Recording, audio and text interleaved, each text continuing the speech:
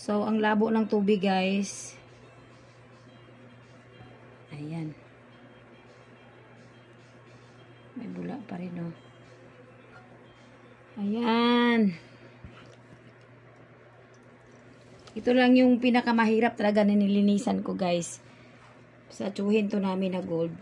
Yung akin naman, mabilis lang yung linisan kasi malalaki yung hibla doon sa gold na bato. So, malalaki yung hibla, yun ang mabilis linisan. Pero ito, guys, napaka ano talaga to. Kasi galing sa sand, di ba?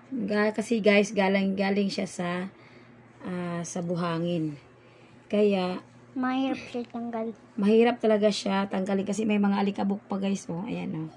Basta doon sa dagat. Ayan yung alikabok. So, hindi to siya mamagnet. Oh, ayan, alikabok pa yan. Alikabok pa yan, guys. So, marami siyang alikabok. Laro ba dyan?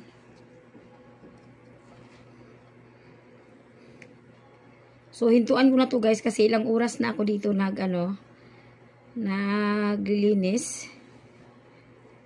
So, ito pa yung nalinis ko, guys. Pero hindi pa siya masyado talaga linis kasi, oh.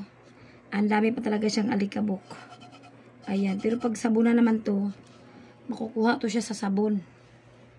Pag sabunan mo talaga, guys, ng sabunan, makukuha yung alikabok at ang matira na lang yung gold dust. Ayan siya.